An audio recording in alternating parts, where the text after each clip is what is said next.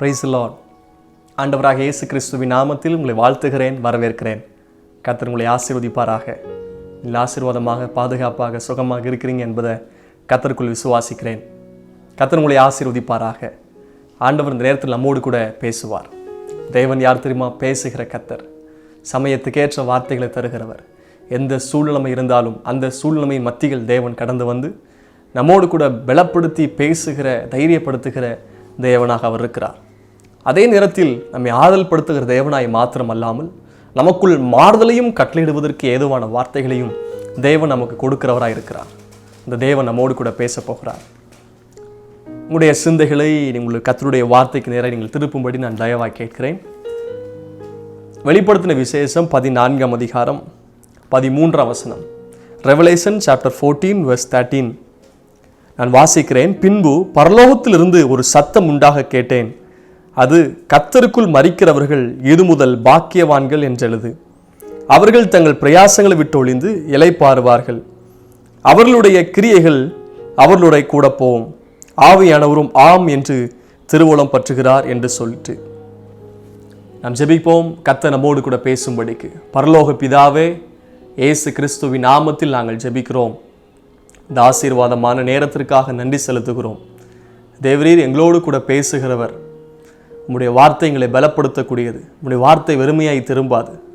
அந்த வார்த்தை ஆவியாயும் ஜீவனாயும் எங்களுக்குள் கிரியை செய்யக்கூடியது. கர்த்தர் எங்களோடு கூட பேசும்படிக்கு நாங்கள் ஜெபிக்கிறோம்.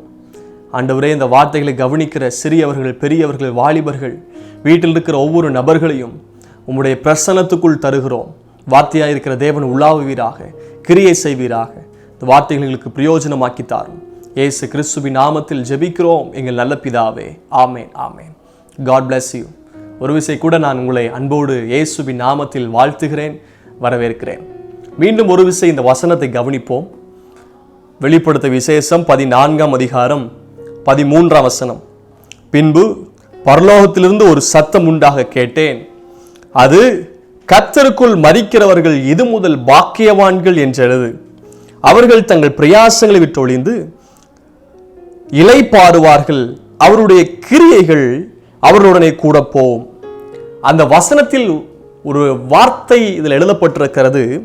அவருடைய கிரியைகள் அவர்களோடே கூட போகும்.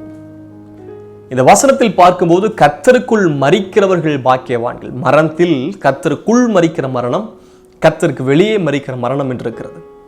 அதான் தெசலோனிக்க நிருபத்தில் பார்க்கிறோம். கர்த்தருக்குள், கிறிஸ்துவுக்குள் மரித்தவர்கள் முதலாவது எழுந்திருப்பார்கள். கிறிஸ்துவுக்குள்ளே மரணம், கிறிஸ்துவுக்கு வெளியே மரணம். இந்த கிறிஸ்துவுக்குள்ளே கர்த்தருக்குள்ள மரிக்கிறவங்களுடைய சில பலன்களை குறித்து இந்த வசனம் எழுதப்படுகிறது. கர்த்தருக்குள் மரிக்கிறவர்கள் யார் அப்படின்னா பாக்கியவான்களாம். அவர்கள் பாக்கியவான்கள், கொடுத்து வச்சவங்க, ஆசீர்வாதம் பெறுகிறவங்க, அதிர்ஷ்டசாலிகள். அது மாத்திரமல்ல, அவர்கள் தங்கள் பிரயாசங்களை விட்டு ஒழிந்து, இந்த பூமியில் இருக்கிற எல்லா பிரயாசங்கள், பாடுகள், வேலைகள் எல்லாவற்றையும் விட்டு ஒழிந்து இளைப்பாறிக் கொண்டிருக்கிறார்கள். இப்பொழுது மரிக்கிறவர்கள் எல்லோரும் கர்த்தருக்குள் மரிக்கிறவர்கள் எங்கே போவார்கள் என்கிற சில சந்தேகங்கள் இருக்குமானால் நீங்கள் இப்பொழுது கற்றுக்கொள்ளுங்கள். இப்பொழுது கிறிஸ்துவுக்குள் மரிக்கிறவர்கள் பரதேசு, இளைப்பாறுகிற ஒரு ஸ்தலம், அங்கே இளைப்பாறி கொண்டிருப்பார்கள். கிறிஸ்துவுக்கு வெளியே மரித்தவர்கள் எங்கே போவார் என்றால் பாதாளம். நியாயத்தீர்ப்புக்கு பின்பதாகத்தான் பரலோகத்திற்கும் நரகத்துக்குமாக அவர் அனுப்புவார். வெள்ளை சிங்காசன நியாயத்தீர்ப்பு பின்பதாக கர்த்தருக்குள் மரிக்கிறவர்கள் பரலோக ராஜ்யத்திற்கும், கர்த்தருக்கு வெளியே மரிக்கிறவர்கள் நரகத்துக்கு நேராய் அவர்கள் கொண்டு போகப்படுவார்கள். அந்த பரதேசி இளைப்பாறுகிற ஒரு ஸ்தலம், அதான் போடுவாங்க பாருங்க, rest in peace, RIP, rest in peace, சமாதானத்தோட இளைப்பாறுதல். அவங்களுக்கு இனி கண்ணீர் இல்லை, பாடு இல்லை, பிரச்சனை இல்லை. கிறிஸ்துவுக்குள் மரிக்கிறவங்க இளைப்பாறி கொண்டிருப்பாங்களாம். அவங்க பாக்கியவான்கள். அவர்கள் இளைப்பாறுவார்கள். அவர்கள் பிரயாசங்களை விட்டு ஒழிவார்கள். ஒரு ரிட்டையர்ட் மேன் தங்கள் பிரயாசங்களை விட்டுலாம் ஒழிஞ்சு. ஆண்டவர் நல்லவர். பொதுவாய் கிறிஸ்தவ அடக்க காரியங்கள் எல்லாம் சில போதில் ஒரு காரியங்களை சொல்லுவாங்க. நம்ம இன்றைக்கு இதை மரித்து போன இந்த நபரை வழி அனுப்ப வந்திருக்கிறோம். பொதுவாக நல்ல போஸ்டிங்கில் கவர்மெண்ட் ஜாப்பில் ஒர்க் பண்ணுறவங்க, அவங்களுடைய ரிட்டையர்மெண்ட் இருக்கும்போது சென்ட் ஆஃப் பண்ணுவாங்க. நல்ல ஃபங்க்ஷன் வச்சு அவங்கள கொண்டு போய் விட்டு விட்டு வருவாங்க. அதே போல இந்த உலகத்தில் கிறிஸ்துவுக்காக வாழ்ந்து, கிறிஸ்துவுக்காக வளர்ந்து, கிறிஸ்துவின் பணியை செய்து, கிறிஸ்துவை மகிமைப்படுத்தி, கிறிஸ்துவுக்குள் மரித்த அவர்களை ஒரு வழி அனுப்புகிற சடங்கை போல, வழி அனுப்புகிற ஒரு விழாவை போலத்தான் அது இருக்கிறது. அவங்க பிரயாசங்களை விட்டு ஒழிகிறாங்க. பிரயாசம் இல்லாத ஒரு இடைப்பார்கிற ஸ்தலத்திற்காக அவர் செல்றாங்க. அதுல ஒன்று போடப்பட்டிருக்கிறது, அவர்களுடைய கிரியைகள் அவர்களோட போகும். எது கூட வரும் ஐயா? நாம் இந்த உலகத்துக்கு வெறுங்கையாய் வந்தோம், வெறுமையா வந்தோம், வெறுங்கையா போக போறோம். நாம் சம்பாதித்த காரியங்கள், நாம் வைத்திருக்கிற, சேர்த்து வைத்திருக்கிற காரியங்கள் எல்லாம் நாம் கொண்டு போக முடியாது. ஆனால் வேதம் சொல்லுகிறது எதை கொண்டு போகலாம் அப்படின்னா, கிரியைகள் கூட போகும். கிரியைகள். இந்த கிறிஸ்தவத்துடைய மிக முக்கியமான நோக்கமே கிரியைகள், பரிசுத்த வாழ்க்கை. கிரியைகள் என்று சொல்லப்படும் போது ரெண்டு விதமான காரியம் இருக்கிறது. ஒன்று நற்கிரியை, இன்னொன்று துர்க்கிரியை. மலை பிரசங்கத்தில் கூட இயேசு கிறிஸ்து பண்ணும்போது ஒரு காரியத்தை சொல்றாங்க. என்ன அப்படின்னா, மத்தேயு 5ஆம் அதிகாரம் 16ஆம் வசனம், Matthew chapter 5 verse 16, இவ்விதமாய் மனுஷர் உங்கள் நற்கிரியைகளை கண்டு பரலோகத்தில் இருக்கிற உங்கள் பிதாவை மகிமைப்படுத்தும்படி உங்கள் வெளிச்சம் அவர்கள் முன்பாக பிரகாசிப்பிக்க கடவது. பாருங்க, உங்கள் நற்கிரியைகளை கண்டு. கிரியைகள் ரெண்டு இருக்கிறது. நற்கிரியை, இன்னொன்று துர்க்கிரியை. கிறிஸ்துவுக்குள் மரிக்கிறவங்க பாக்கியவான்கள். கிரியைகள் அவரோடு கூட போகும். கிரியைகள் அவரோடு கூட போகும். நம்முடைய கிரியைகள் எப்படி இருக்கிறது என்பதை இன்றைக்கு சிந்தித்து பார்ப்போம். அவர் முன்பதாக எல்லாம் வெளியரங்கமாகவும் நிர்வாணமா இருக்குது. நாம் எதையும் மறைத்து வைக்க முடியாது. மனிதனுக்கு முன்பதாக, சில காரியத்துக்கு முன்பதாக, சில நபர்களுக்கு முன்பதாக சில நாம் செய்த காரியங்களை மறைத்து வைக்கலாம். ஆனால் அவருக்கு முன்பதாக ஒன்றும் மறைத்து வைக்க முடியாது. ஆதாம் ஏவாள் தவறு பண்ண போது நிர்வாணிகளாய் மாறினார்கள். தாங்கள் நிர்வாணிகள் என்று அறிந்து என்ன பண்றாங்கன்னா, அத்தி இலையை தைச்சு அவங்க நிர்வாணத்தை மறைச்சாங்க. அத்தி இலையை தைச்சு நிர்வாணத்தை மறைச்ச போதுதான் ஏன் ஒளிஞ்சு கொண்டாங்க? ஆண்டவர் வர்றாரு கேள்விப்பட்டு அவங்க ஒளித்துக் கொள்றாங்க. ஏன்? நிர்வாணத்தை மறைக்கதான் அத்தியில இருந்துச்சு, இப்ப ஒளித்துக் கொள்றாங்க. ஐயோ, அத்தியில அது வெயில் அடிச்ச சுருண்டு காஞ்சிருங்க, திரும்ப நிர்வாணம் வெளியே தெரியும். ஒரு இன்ஸ்டன்ட் சொல்யூஷன், அது ஒரு உடனடி நடவடிக்கையாக அவங்க மறைப்பதற்கு சில காரியங்கள் செய்யறாங்க. குடும்பத்தில் நடந்த சில சந்தர்ப்பங்கள், சில பிரச்சனைகள், சில அவதூறான காரியங்கள், நிந்தைக்கு ஏதுவான காரியங்கள், வெட்கத்துக்கு ஏதுவான சம்பவங்கள் எல்லாம் நான் மறைச்சு வைக்கிறது போல தெரியுது. வேற யாருக்கும் தெரியாது. ஆனா வெளியே பார்த்தா பக்கா உயர்ந்தவங்க மாறி, பரிசுத்தவான் மாறி, நல்லவங்க மாறி, குடும்பத்துல எந்த தப்பான காரியம் நடக்காத மாதிரி. ஆனால் தேவனுக்கு எல்லாம் தெரியும். அவர் சகலத்தையும் அறிந்திருக்கிறார். அவர் கண்ணோக்கி பார்க்கிற கர்த்தர். கருவில் உருவாதுக்கு முன்பதாகவே அவர் கண்டவர். பிரமிக்கத்துக்கு அதிசயம் உண்டாக்குறவர். அவர் சகலத்தையும் அறிந்திருக்கிற கர்த்தர். அவருக்கு தெரியும். கிரியைகள் கூட போகும். கிரியைகள்.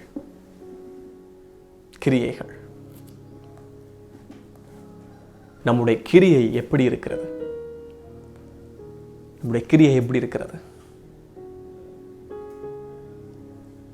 கைகளின் கிரியை ஆசீர்வதிக்கிறாரா?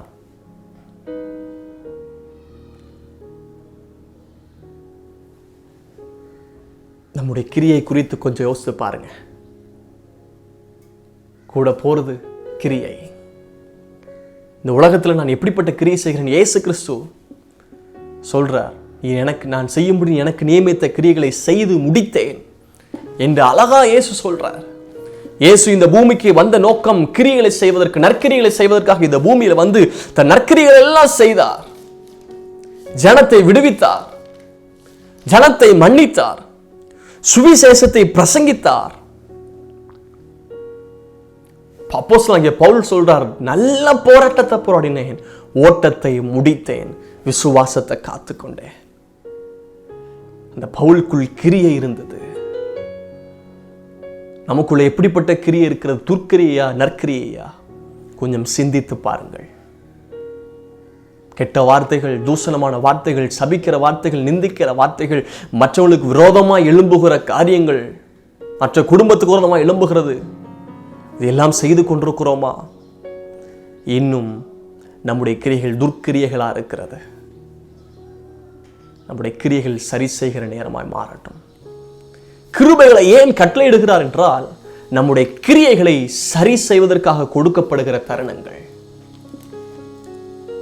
யோவான் 17ஆம் அதிகாரம் 4ஆம் வசனம் பாருங்க. யோவான் 17ஆம் அதிகாரம் 4ஆம் வசனம், பூமியிலே நான் உம்மை மகிமைப்படுத்தினேன், நான் உம்மை மகிமைப்படுத்தினேன், நான் செய்யும்படி நீர் எனக்கு நியமித்த கிரியைகளை செய்து முடித்தேன்.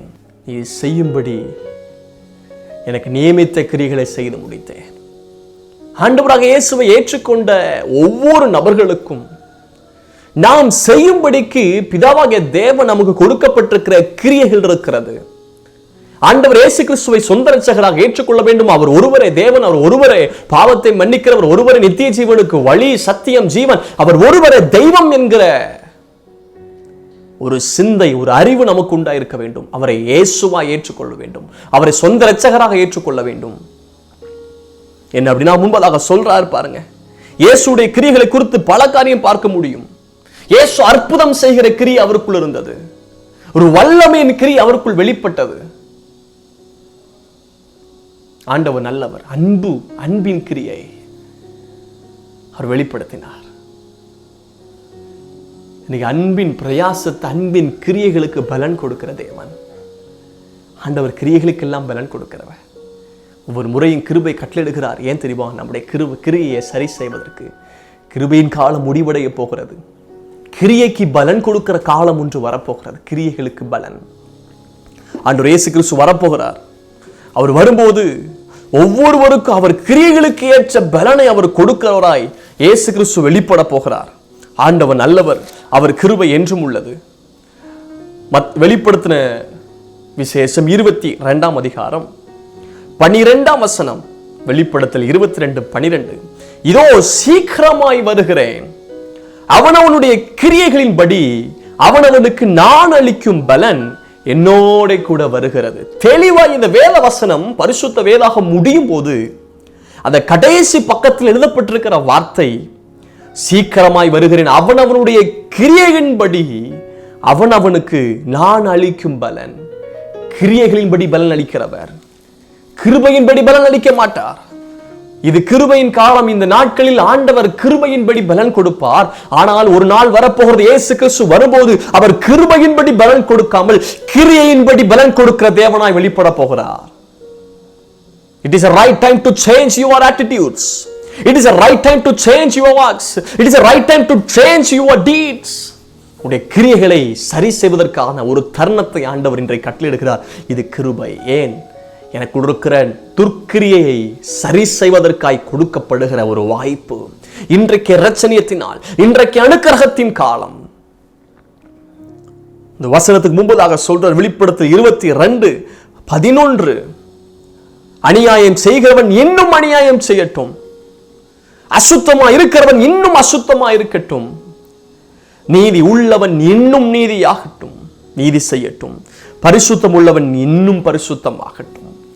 அதுல பாருங்க, கிரியை குறித்து சொல்லும் போது அநியாயம் செய்தல், அசுத்தமாயிருத்தல்,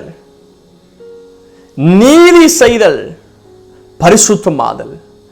துர்க்கிரியைகள் என்று சொல்லப்படும் போது அநியாயம் செய்தல், அசுத்தமாயிருத்தல், அநியாயம் செய்தல் துர்க்கிரியை, அசுத்தமாயிருத்தல் துர்க்கிரியை. இதுல நற்கிரியை குறித்து சொல்லும் போது நீதி செய்தல், பரிசுத்தம் உள்ள, நீதி செய்தல் பரிசுத்தம் உள்ளது. பரிசுத்தமாக இன்னும் பரிசுத்தமாகட்டும், நீதி செய்கிறவன் இன்னும் நீதி செய்யட்டும். என்னுடைய கிரியை நீதியின் கிரியையாய் மாறட்டும், என்னுடைய கிரியை பரிசுத்தம் உள்ள கிரியாய் மாறட்டும். அவர் செய்கைகளுக்கு தக்க பலனை கொடுக்கிற தேவன். ஆண்டவர் நல்லவர், அவர் கிருபை என்றும் உள்ளது. போவாஸ் ரூத்துட சொல்றாங்க, உன் செய்கைக்கு தக்க பலனை அவர் உனக்கு கட்டளையிடுவாராக. செய்கைக்கு தக்க பலனை, செய்கை கிரியைக்கு தக்க பலனை கட்டளையிடுவார். பேதுருட்ட சொல்ற, ஆழத்தில் கொண்டு போய் வளைய போடு. முழுதும் பிரயாசப்பட்டும் ஒன்றும் அகப்படவில்லை, ஆகிலும் உடைய வார்த்தையின்படி வளைய போடுறேன். அந்த கீழ்ப்படுதலின் கிரியையினால் அன்றைக்கு 2 படகு நிரம்பத்தக்க மீனை கொடுத்தார். கிரியை எப்படி இருக்கிறது? வேற ஒன்றும் கூட வராது. சொந்தங்களை கூட கொண்டு போக முடியாது, நம்முடைய பட்டங்களை கூட கொண்டு போக முடியாது, நம்முடைய பதவிகளை கூட கொண்டு போக முடியாது.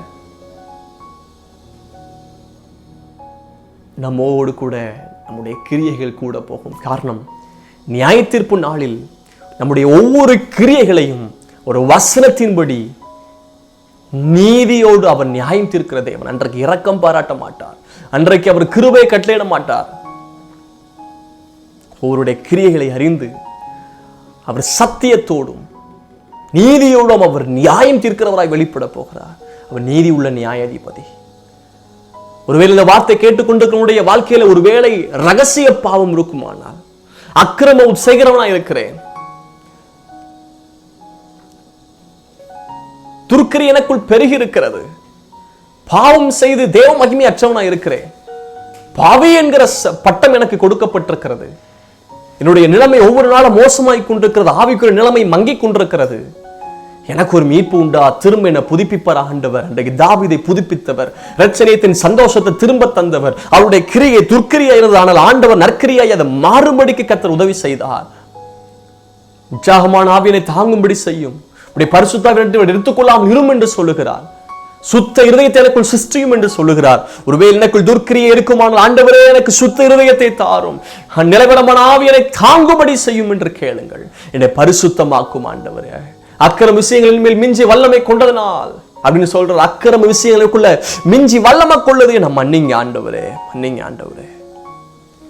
இந்த வாசித்த வெளிப்படுத்தல் 22ஆம் அதிகாரம் 11ஆம் வசனத்தில் ஒரு 4 முறை இன்னும் இன்னும் கடைசி காலத்தில் ஆண்டவர் சொல்றார், அக்கிரமம் செய்கிறவன் இன்னும் செஞ்சிட்டு இருக்கட்டும், அநியாயம் செய்கிறவன் இன்னும் செஞ்சிட்டு இருக்கட்டும், அசுத்தமா இருக்கிறவன் இன்னும் அசுத்தமா இருக்கட்டும், இன்னும் அசுத்தமா இருக்கட்டும், நீதி செய்கிறவன் இன்னும் நீதி செய்யட்டும், பரிசுத்தமாக பரிசுத்தமா இருக்கட்டும் இல்லை, இன்னும் பரிசுத்தம் ஆகட்டும்.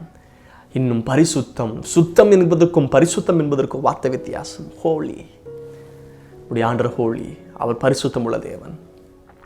Be holy because I am holy. நீங்கள் பரிசுத்தம் பாருங்கள், காரணம் நான் பரிசுத்தராக இருக்கிறேன் என்று அவர் சொல்லுகிறார்.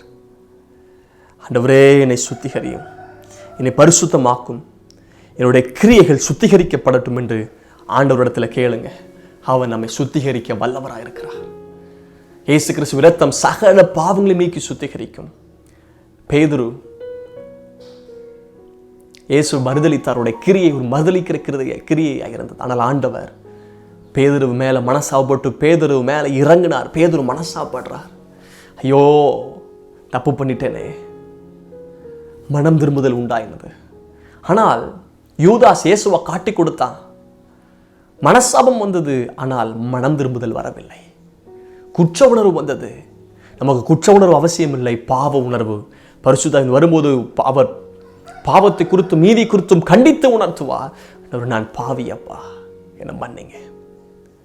ரகசிய பாவங்கள் யாருக்கும் தெரியாத செய்கிற பாவம் இருக்கிறதா? ஆண்டவரே என்னை சுத்திகரிங்க, என்னை மன்னிச்சிருங்க, எனக்கு ஒரு மீட்பை தாங்கன்னு கேளுங்க. ஆண்டவர் மீட்பை தருகிறவர் இயேசு கிறிஸ்து. பாருங்க, இயேசு கிறிஸ்துவே நியமித்த கிரிகளை செய்து முடித்தார் இந்த பூமியில. எனக்கும் நியமிக்கப்பட்டுகிற கிரியை இருக்கிறது. இயேசுவை சொந்த ரட்சகராய் ஏற்றுக்கொள்ள வேண்டும்.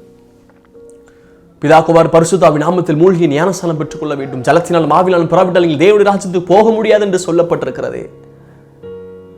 தண்ணீர் இருக்கிறதை ஏன் தடை செய்ய வேண்டும்? பரிசுத்தாவின் அபிஷேகத்தை பெற்றுக்கொள்ளுங்கள். ஆவியோடு உண்மையோடு அவரை மகிமைப்படுத்துங்கள். தேவன் ஆவியா இருக்கிறவரை தொழுது கொள்கிறவங்க ஆவியோடு உண்மையோடு தொழுது கொள்ளணும். ஆவியில ஜெபம் பண்ணணும், ஆவியில ஆராதிக்கணும், ஆவியில பாடணும், சுவிசேஷ அறிவிக்கணும், கர்த்தருடைய பந்தியில் இருக்கணும். வருகையோ வரணும், அது வரைக்கும் தேவனை மறுதலிக்காமல் தேவனுக்காக வாழணும். கர்த்தருடைய வருகைக்கு நாம் ஆயத்தப்படணும். கர்த்தர் சீக்கிரம் வரப்போகிறார் என்பதை நடக்கிற ஒவ்வொரு சம்பவங்கள் மூலமாய் நாம் வேதத்தை வைத்து ஒப்பிட்டு பார்க்கும்போது இயேசு சீக்கிரம் வரப்போகிறார் என்பதை அறிந்து கொள்கிறோம். 10 கன்னிகள் இருந்தாங்க. அதில் 5 பேர் புத்தி உள்ளவங்க, 5 பேர் புத்தி இல்லாதவங்க. அதில் 5 பேர் புத்தி உள்ள கன்னிகள் மாத்திரம் உள்ளே பிரவேசித்தார்கள். புத்தி இல்லாதவர்கள் கதவு அடைக்கப்பட்டது. என்னை கொண்டு போகல. இந்த கிரியை காண்பிக்கிறது.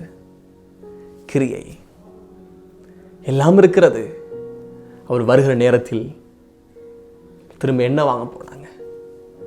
அவர் எந்த நாளில் வருவார், எப்போ வருவார் என்பது நமக்கு தெரியாது. வருகிற வரைக்கும் ஆயத்தமா இருப்போம். அநேகர் ஆயத்தப்படுத்தும், ஆயத்தமா இருப்போம். Prepare to meet thy God. ஆண்டவரை சந்திக்க ஆயத்தப்படுவேன். ஆண்டவரே, என் கிரியை சுத்திகரிங்கப்பா, என் கிரியை சுத்திகரிங்க ஆண்டவரே. மேற்குக்கும் கிழக்குக்கும் எவ்வளவு தூரமோ அவ்வளவு தூரமாய் நம்முடைய பாவங்களை அவர் நீக்கி போடுகிறவர். சமுத்திரத்தின் ஆழத்தில் கொண்டு போய் போடுகிறவர் நம்முடைய பாவத்தை. யூதாவின் பாவத்தை ஒருபோது நினையார். இரத்தாம் இருக்கிற பாவங்களை வெண்மையான பஞ்சை போல மாற்றுகிற கர்த்தர் என்று பார்க்கிறோம். ஆண்டவர் சுத்திகரிக்கிறவர். ஆண்டவரே, என்னை சுத்திகரி. நம்முடைய பாவங்களுக்காக அவர் கல்வாரி சிலுவையில் தொங்கினார். என்னுடைய அக்கிரமங்களுக்காக அக்கிரமத்தை அவர் சுமந்தார். மீறுதலை அவர் சுமந்தார். ஆண்டவர் நல்லவர்.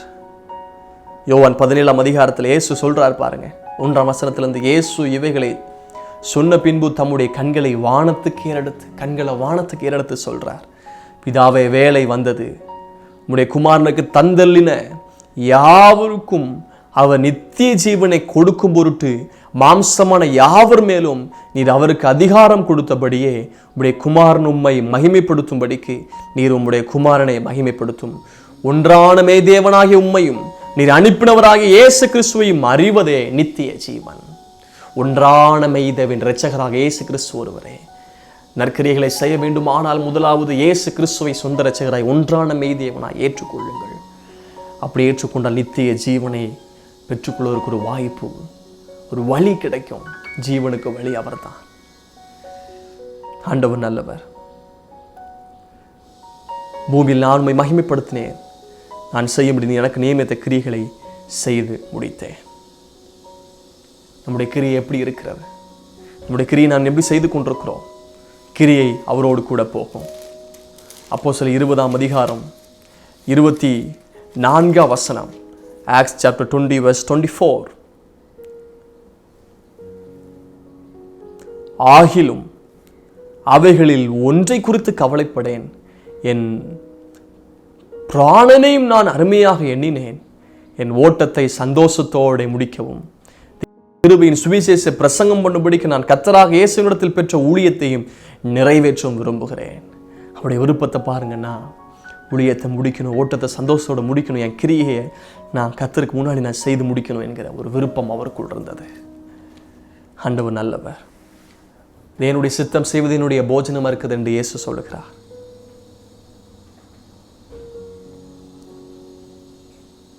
இந்த நேரத்தில் நாம் கொஞ்சம் நம்முடைய வாழ்க்கை யோசித்து பார்ப்போம். நம்முடைய கிரியைகள் எப்படி இருக்கிறது? தேவனுக்கு முன்பதாக நம்முடைய கிரியை எப்படி இருக்கிறது? இது இரட்சணியத்தின் நேரம், அனுக்கிரகத்தின் காலம். ஆண்டவரே, என்னை சுத்திகரியும், என்னை துர்க்கிரியைகளை மன்னியும், என் பிராணனை அருமையாக எண்ணுகிறவர், எனக்கு ஒரு மீட்பை தாரும் ஆண்டவரே. ஜெபிக்கலாமா? பரலோக பிதாவே, இயேசு கிறிஸ்துவின் நாமத்தில் ஜெபிக்கிறோம். நீர் மன்னிக்கிறவர், கிருபை நிறைந்தவர், எங்களை சுத்திகரிக்கிறவர். ஆண்டவரே, உம்மை குறித்து அறிந்திருந்த போதிலும், வசனம் தெரிந்த போதிலும் எங்களுடைய கிரியைகள் இன்னும் மோசமாக இருக்கிறது. ஒரு சின்ன கிரியை இருந்தாலும் அதை சுத்திகரிக்க கிருபை தாரும்.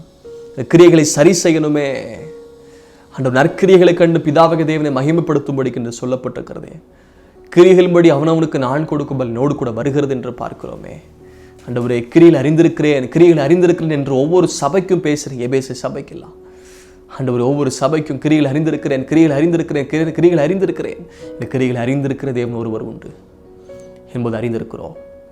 என்னுடைய கைகளின் கிரியைகளை சுத்திகரிங்க ஆண்டவர். எங்களுடைய சரீரத்தின் கிரியைகளை சுத்திகரிங்க ஆண்டவரே. கிரியைகள் கூட வரும். நற்கிரியைகள் செய்கிறவர்களாக எங்களை மாற்றுங்க. நற்கிரியைகள் உள்ளவர்களாக எங்களை மாற்றுவீராக. கிரியைகளை கத்த சுத்திகரியும். நீதி செய்கிற கிரியை மாறட்டும், பரிசுத்தம் உள்ள கிரியைகளுக்குள்ள உண்டாகட்டும் என்று சொல்லி ஜெபிக்கிறோம். தேவ நாம மகிமைப்படுவதாக உம்முடைய கரத்தில் அர்ப்பணிக்கிறோம். வார்த்தை கேட்ட ஒவ்வொருவரையும் சுத்திகரிப்பீராக. ஒருவேளை பாவம் பெருகிச்சே பாவத்தை குறித்து உணர்வு இருக்குமானால் தேவன் இப்போது உணர்த்தி சுத்திகரிக்கிறதற்காய் ஸ்தோத்திரம்.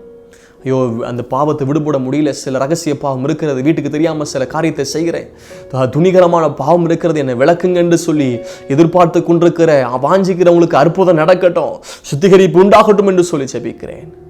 கிருபையின் கரத்துக்குள் அர்ப்பணிக்கிறேன். வார்த்தை கேட்ட ஒவ்வொருவரையும் ஆசீர்வதியும். இயேசுவின் நாமத்தில் ஜெபிக்கிறேன் நல்ல பிதாவே. ஆமென், ஆமென். Praise the Lord. God bless you. God be with you.